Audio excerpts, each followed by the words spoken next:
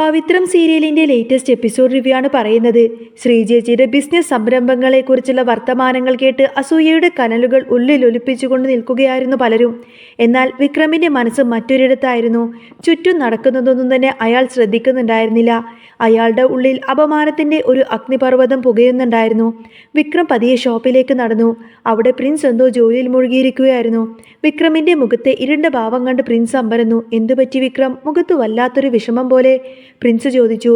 ഒരു ദീർഘനിശ്വാസത്തോടെ വിക്രം പറഞ്ഞു തുടങ്ങി. ഞാനും വേദയും കൂടി അമ്പലത്തിലേക്ക് പോയതാ. അവിടെ വെച്ച് ആ അഭിലാഷും MLA വാസവനും. വിക്രമിന്റെ വാക്കുകൾ പാതിയിലങ്ങ് മുറിഞ്ഞു. തൊണ്ടയിൽ എന്തോ തടയുന്നതുപോലെ അവൻ അവന്റെ നേർക്ക് പാഞ്ഞെടുത്തു. എന്നെ തല്ലാനായി അവർ കയ്യോങ്ങി. വെറുതെ വഴക്കുണ്ടാക്കാൻ വന്നതാ. ഇത് കേട്ടുനിന്ന ജോസഫേട്ടൻ്റെയും കൂട്ടുകാരുടെയും മുഖം കോപം കൊണ്ട് ചുവന്നു. ജോസഫേട്ടൻ വിക്രമിന്റെ തോളിൽ തട്ടി ആശ്വസിപ്പിച്ചു. എടാ, നീ ഇപ്പം മലക്ക് പോവാൻ മാലയിട്ടിരിക്കുമല്ലേ? അയ്യപ്പസ്വാമിയുടെ വ്രതത്തിലല്ലേ നീ? അതുകൊണ്ടല്ലേ നിനക്ക് തിരിച്ചൊന്നും തന്നെ ചെയ്യാൻ പറ്റാത്തത്? അല്ലെങ്കിൽ അവന്മാരൊക്കെ നിന്റെ കൈയിൻ്റെ ചൂടറിഞ്ഞേനെ. അനിയൻകുട്ടനും വികാരഭരിതനായി. അതേ വിക്രം, നിന്റെ കൈകൾ ഇപ്പോൾ ഭക്തിയുടെ ചലനങ്ങളാൽ ബന്ധിക്കപ്പെട്ടിരിക്കുകയാണ്. അല്ലെങ്കിൽ നിന്നെ തൊടാൻ അവർക്ക് ധൈര്യമുണ്ടായിരുന്നോ? ഇതിപ്പോൾ നിനക്ക് മാത്രമല്ലല്ലോ, നിന്റെ കൂടെ മാലയിട്ട ഞങ്ങൾക്കും ഒരർത്ഥത്തിൽ തന്നെ ഒന്നും ചെയ്യാൻ പറ്റാത്തൊരവസ്ഥയായില്ലേ?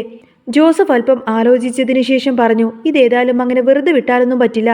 സംഗതി നമ്മൾ ശ്രീനിവാസൻ സാറെ അറിയിക്കണം. സാർ തന്നെ തീരുമാനിക്കട്ടെ ഇതിനെന്ത് വേണമെന്ന്. സാറിന് മാത്രമേ ഇതിനൊരു പരിഹാരം കാണാൻ കഴിയുള്ളൂ. വിക്രം മൗനമായിരുന്നു. അയാളുടെ മനസ്സ് ധർമ്മസങ്കടത്തിൻ്റെ നടുവിലായിരുന്നു. ഒരിടത്ത് വ്രതശുദ്ധിയുടെ ശാന്തത, മറുവശത്ത് അപമാനിക്കപ്പെട്ടതിൻ്റെ നീറ്റൽ. സാറിനോട് പറയണം, വിക്രം പതുക്കെ പറഞ്ഞു. പക്ഷേ എനിക്കിപ്പോൾ നേരിട്ട് ഒരംഗത്തിന് ഇറങ്ങിത്തിരിക്കാനൊന്നും പറ്റില്ല. കഴുത്തിൽ ഈ തുളസിമാല കിടക്കുമ്പോൾ അധർമ്മത്തിനൊന്നും തന്നെ പ്രവർത്തിക്കാൻ എൻ്റെ മനസ്സ് വരുന്നില്ല. വ്രതം തെറ്റിക്കാൻ പാടില്ല. അതൊരിക്കലും ഞാൻ തെറ്റിക്കില്ല. അനിയൻകുട്ടൻ വിക്രമിനെ പിന്തുണച്ചു. അത് ശരിയാ. ഇത്രയും നാൾ നീ എത്ര ഭക്തിയോടാണ് ഈ വ്രതം നോറ്റത്. ഇനിയിപ്പോൾ ശബരിമലയിൽ പോകുന്നതിന് തൊട്ടു മുൻപ് തന്നെ അത് മുടക്കാൻ പാടില്ല. അവൻ മനഃപൂർവ്വം നിന്നെ കൊണ്ട് വ്രതം മുടപ്പിക്കാൻ വേണ്ടി വന്നതായിരിക്കും. പക്ഷേ ജോസഫിൻ്റെ രക്തം തിളക്കുന്നുണ്ടായിരുന്നു. എടാ വിക്രം, നീ എന്തായി ആലോചിച്ചിരിക്കുന്നത്? എന്തെങ്കിലും ഒന്ന് ഉടനെ ചെയ്തേ പറ്റൂ, അല്ലെങ്കിൽ ഇനിയും അവർ നിന്റെ മെക്കെട്ട് കയറും. ഇന്ന് നിന്റെ കൂടെ വേദ ഉണ്ടായിരുന്നത് കൊണ്ട് മാത്രമാണ് നീ രക്ഷപ്പെട്ടത്. നിന്റെ മുഖത്ത് നോക്കി ഭീഷണിപ്പെടുത്തിയിട്ടല്ലേ അവർ പോയത്? മലക്ക് പോകുന്നതിന് മുൻപ് നിന്നെ എന്തെങ്കിലും ചെയ്യുമെന്ന് അവർ വെല്ലുവിളിച്ചതല്ലേ? അത് കേട്ടിട്ടും നമ്മൾ ഇങ്ങനെയൊക്കെ കയ്യും കെട്ടിയിരുന്ന അത് ശരിയാവുമോ? കൂട്ടുകാരുടെ വാക്കുകൾ വിക്രമിനെ ചിന്തയിലാഴ്ത്തി. ഒടുവിൽ അയാൾ ഒരു തീരുമാനത്തിലെത്തി. ശരിയാണ്, ശ്രീനിവാസൻ സാറോട് കാര്യങ്ങളെല്ലാം പറയണം. ഞാൻ പോയിട്ട് സാറിനെ കാണാം. വിക്രം എഴുന്നേറ്റു. അപ്പോൾ കൂട്ടുകാർ പറഞ്ഞു, നീ ഒറ്റയ്ക്ക് പോവേണ്ട വിക്രം, ഞങ്ങളും കൂടി നിന്റെ കൂടെ വരാം. അങ്ങനെ വിക്രമും ജോസഫും കൂടിയിട്ട് ശ്രീനിവാസൻ സാറിനെ കാണാനായി അവിടെ നിന്നും പുറപ്പെട്ടു. ഇതേ സമയത്തിന് വിക്രമിൻ്റെ വീട്ടിൽ മറ്റൊരു മനോഹരമായ മുഹൂർത്തം അരങ്ങേറുകയായിരുന്നു. കുളിച്ച് ഫ്രഷായി കട്ടിലിരിക്കുകയായിരുന്നു അച്ചമ്മ. മുഖത്ത് വാർദ്ധക്യത്തിൻ്റെ അവശതകളുണ്ട് എങ്കിൽ പോലും കണ്ണുകളിൽ വല്ലാത്തൊരു തിളക്കമുണ്ടായിരുന്നു. വേദ മുറിയിലേക്ക് കടന്നു വന്നു. അവളെ കണ്ടതും അച്ചമ്മ വാതിലടക്കാൻ ആംഗ്യം കാണിച്ചു. വേദ വാതിൽ സാവധാനം അടച്ച് കുറ്റിയിട്ടു. എന്നിട്ട് അച്ചമ്മയുടെ അടുത്തേക്ക് ചെന്നു. എന്താ അച്ചമ്മയെ കാര്യം? അച്ചമ്മയുടെ മുഖത്ത് ഒരു കള്ളച്ചിരി വിരിഞ്ഞു. അവർ തലയിണക്കിടയിൽ നിന്നും ഒരു ചെറിയ പൊതിയെടുത്തു. ഇത് മോൾക്കുള്ള സമ്മാനമാണ്. വേദ അത്ഭുതത്തോടെ തന്നെ ആ ഒരു പൊതി തുറന്നു നോക്കി. അതിൽ മനോഹരമായ ഒരു സെറ്റ് കമ്മലുണ്ടായിരുന്നു. കൂടെ ഒരു ചെറിയ മാലയും. സ്വർണത്തിൻ്റെ തിളക്കം ആ മുറിയിലാകെ പരന്നു. വേദയുടെ കണ്ണുകൾ വിടർന്നു. അവൾ സന്തോഷത്തോടെ അത് നെഞ്ചോട് ചേർത്ത് പിടിച്ചു. അച്ചമ്മേ, ഇത്... അച്ചമ്മ സ്നേഹത്തോടെ വേദയുടെ കൈകളിൽ തലോടി. ഇതൊന്നുമില്ല മോളെ. വിക്രമിനിപ്പോൾ വന്നിരിക്കുന്ന മാറ്റങ്ങൾ കണ്ടോ? പണ്ടത്തെ ആ തെമ്മാടിയായ വിക്രമയെ അല്ല ഇന്നവൻ. അവൻ അങ്ങനെ മാറിയിട്ടുണ്ടെങ്കിൽ തന്നെ അതിൽ ഒരേ ഒരു കാരണക്കാരി നീയാണ്. അവനെ സ്നേഹം കൊണ്ട് ഭക്തി കൊണ്ട് മാലയിട്ട് പൂട്ടിയത് നീയാണ്. ആ പൂട്ടി ഇനി ഒരിക്കലും തുറക്കരുത്. അച്ചമ്മയുടെ ശബ്ദം അല്പം ഇടറുന്നുണ്ടായിരുന്നു. പിന്നെ എനിക്കൊരാഗ്രഹം കൂടിയുണ്ട്. വിക്രമും അവൻ്റെ അച്ഛൻ സുധാകരനും തമ്മിലുള്ള ആ ഒരു അകൽച്ച, അത് മാറണം.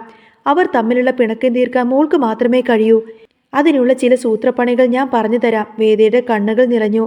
അവൾ അച്ചമ്മയുടെ കൈകൾ കൂട്ടിപ്പിടിച്ചു. അച്ചമ്മ കൂടെയുണ്ടെങ്കിൽ എനിക്കെന്താ പേടി? എൻ്റെ ഏറ്റവും വലിയ ആഗ്രഹം അതുതന്നെയാണ് അച്ചമ്മേ. അച്ഛനും മകനും എങ്ങനെയെങ്കിലും ഒന്നിക്കണം. പണ്ടത്തെ പോലെ സന്തോഷമുള്ള ഒരു കുടുംബമായി നമ്മൾ മാറണം. വിക്രം മലക്കുപോയി തിരിച്ചു വരുമ്പോഴേക്കും അത് നടന്നിരിക്കും അച്ചമ്മേ. തീർച്ചയായിട്ടും, അച്ചമ്മ ആത്മവിശ്വാസത്തോടെ പറഞ്ഞു. എന്ത് സപ്പോർട്ടിനും ഞാൻ നിന്റെ കൂടെയുണ്ട് മോളെ.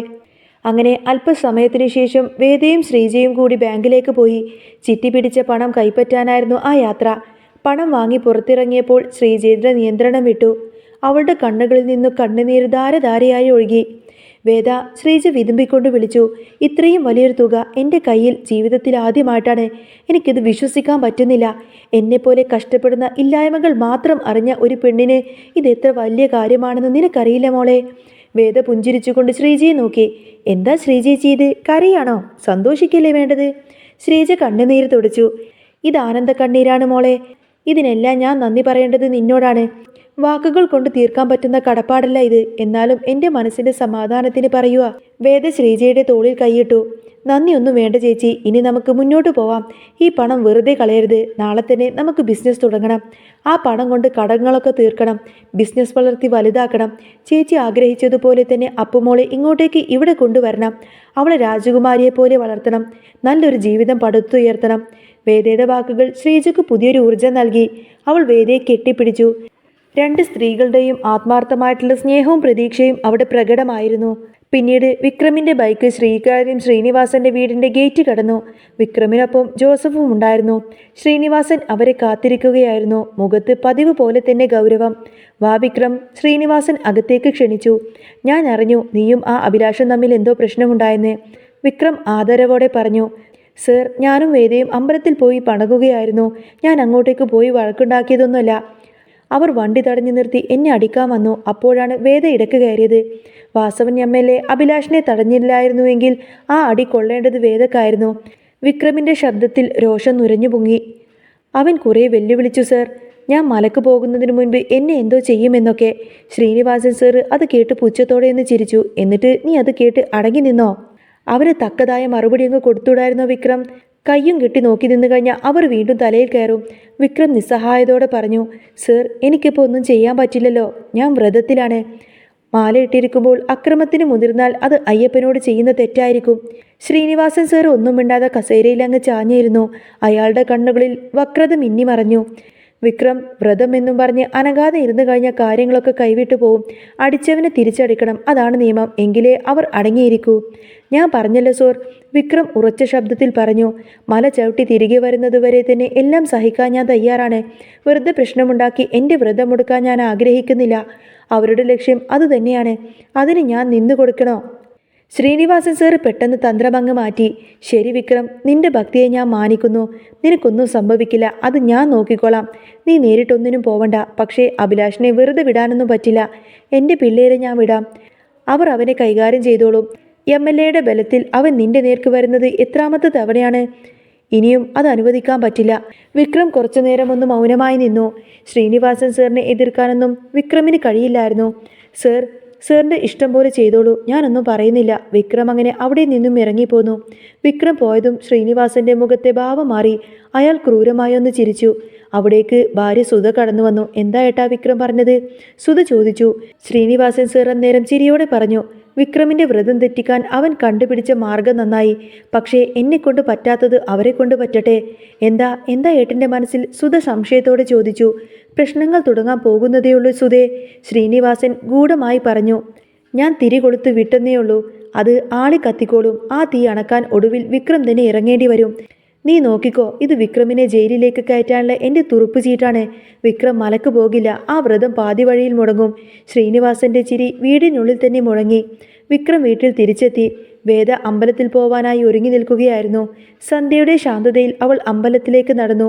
പ്രാർത്ഥന കഴിഞ്ഞ് തിരിച്ചെത്തി. എല്ലാവരും ഒന്നിച്ചിരുന്ന് ഭക്ഷണം കഴിച്ചു. വിക്രം മുറിയിലേക്ക് പോയ ഉടനെ തന്നെ അയാളുടെ ഫോണ് ബെല്ലടിച്ചു. സ്ക്രീനിൽ ശ്രീകാര്യം ശ്രീനിവാസൻ എന്ന പേര് തെളിഞ്ഞു. Hello sir. വിക്രം. ശ്രീനിവാസന്റെ ശബ്ദത്തിൽ വിജയാഹ്ലാദമുണ്ടായിരുന്നു. കാര്യം സാധിച്ചു. എൻ്റെ പിള്ളേര് അഭിലാഷിനെയും കൂട്ടരെയും നന്നായി കൈകാര്യം ചെയ്തിട്ടുണ്ട്. തല്ലി ചതച്ചു എന്ന് പറഞ്ഞാൽ മതിയല്ലോ. നീ പേടിക്കണ്ട, നിനക്കൊരു കുഴപ്പവും വരില്ല. ഫോണ് കട്ട് ചെയ്തതിന് ശേഷം വിക്രം ആകെ തരിച്ചു നിന്നു പോയി. ഭയം അയാളെ പിടികൂടി. ഇതിൻ്റെ പേരിൽ ഇനി എന്തൊക്കെ പ്രശ്നങ്ങളായിരിക്കും വരിക? അയാൾ സ്വയം ചോദിച്ചു. ആ സമയത്താണ് വേദ മുറിയിലേക്ക് വന്നത്. വിക്രമിൻ്റെ ഇരിപ്പ് കണ്ടപ്പോൾ തന്നെ അവൾക്ക് കാര്യം പന്തികേടാണെന്ന് തോന്നി. എന്താ, എന്തെങ്കിലും പ്രശ്നമുണ്ടോ? ആകെ വല്ലാതിരിക്കുന്നല്ലോ, വിക്രം പതുക്കെ പറഞ്ഞു. അതെ വേദ, ശ്രീനിവാസൻ സാർ വിളിച്ചിരുന്നു. സാറിൻ്റെ ആൾക്കാർ ആ അഭിലാഷിനെയും കൂട്ടരെയും തല്ലി ചതച്ചുത്രേ. ഇത് കേട്ട് വേദയുടെ നിയന്ത്രണം വിട്ടു. അവൾ ദേഷ്യത്തോടെ വിക്രമിൻ്റെ അരികിലേക്കെത്തി. ഇത് അയാൾ മനഃപൂർവ്വം ചെയ്തതാണ്. ഞാൻ നിങ്ങളോട് പറഞ്ഞതല്ലേ ഒന്നും വേണ്ടെന്ന്. ഇതിൻ്റെ പേരിൽ നാളെ രാവിലെ തന്നെ പോലീസ് ഇങ്ങോട്ടേക്ക് വരും, നിങ്ങളെ അറസ്റ്റ് ചെയ്യാൻ വേണ്ടിയിട്ട്. അഭിലാഷിനെ തല്ലിയ കേസിൽ വീണ്ടും ജയിലിൽ പോവാനാണോ നിങ്ങളുടെ വിധി? ഞാൻ പറഞ്ഞതല്ലേ ഒന്നും വേണ്ട, ഒന്നും പ്രശ്നത്തിന് പോവരുത് എന്ന്. വിക്രം നിസ്സഹായനായി. ഞാനായിട്ടൊന്നും ചെയ്തിട്ടില്ല വേദ, ഞാൻ വേണ്ടെന്ന് പറഞ്ഞതാ, സാറിനായിരുന്നു നിർബന്ധം. വേദയുടെ വാക്കുകൾക്കൊക്കെ മൂർച്ചയേറി. അയാളുടെ മനസ്സിലിരിപ്പ് എന്താണെന്ന് എനിക്ക് നന്നായിട്ടറിയാം വിക്രം. നിങ്ങളുടെ വ്രതം തെറ്റിക്കണം, പഴയതുപോലെ നിങ്ങളെ ഒരു ഗുണ്ടയാക്കി മാറ്റണം. അയാൾ പറയുന്നതിനനുസരിച്ച് തുള്ളുന്ന ഒരു പാവയായി നിങ്ങൾ മാറണം. അതുതന്നെയാണ് അയാളുടെ ലക്ഷ്യം. അവൾ തുടർന്നു. നിങ്ങൾ ചെയ്തിട്ടില്ലെന്ന് നിങ്ങൾക്കും എനിക്കും അറിയാം, പക്ഷേ നാട്ടുകാർക്കൊന്നും അറിയില്ലല്ലോ. രാവിലെ നിങ്ങൾ തമ്മിൽ വഴക്കുണ്ടാക്കിയത് എല്ലാവരും കണ്ടതാണ്.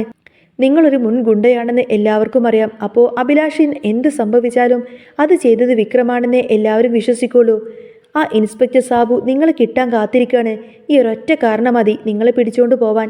ഇനി അതിൻ്റെ പുറകെ നടക്കേണ്ട. വീട്ടിലുള്ളവർക്ക് സമാധാനം കിട്ടുമോ? നിങ്ങളൊന്ന് ചിന്തിച്ചു നോക്ക്. ഇതിനെല്ലാം കാരണം ആ ഒരൊറ്റ ആളാണ്, ശ്രീകാര്യം ശ്രീനിവാസൻ. വേദയുടെ വാക്കുകൾക്ക് മുന്നിൽ ഉത്തരം മുട്ടി നിൽക്കുമായിരുന്നു വിക്രം. താൻ അറിയാതെ തന്നെ താൻ വലിയൊരു കെണിയിൽ വീണുപോയിരിക്കുന്നു എന്ന സത്യം ആ നിമിഷം വിക്രമിനെ പൊള്ളിച്ചു. വിക്രമിൻ്റെ മനസ്സിൽ ഇരുട്ട് പോലെ തന്നെ ഇനി എന്തായിരിക്കും വരാൻ പോകുന്നത് എന്നൊക്കെ ചിന്തിച്ചുകൊണ്ട് തന്നെ ആകെ ടെൻഷനോടെ നോക്കിയിരിക്കുന്ന വിക്രമിനെ കാണിച്ചുകൊണ്ടാണ് ഇന്നത്തെ എപ്പിസോഡ് പൂർണ്ണമാവുന്നത്. അപ്പോൾ നിങ്ങൾക്ക് ഈ ഒരു ചാനൽ ഇഷ്ടമാവുകയാണെങ്കിൽ സബ്സ്ക്രൈബ് ചെയ്യാനും സപ്പോർട്ട് ചെയ്യാനും മറക്കല്ലേ കേട്ടോ.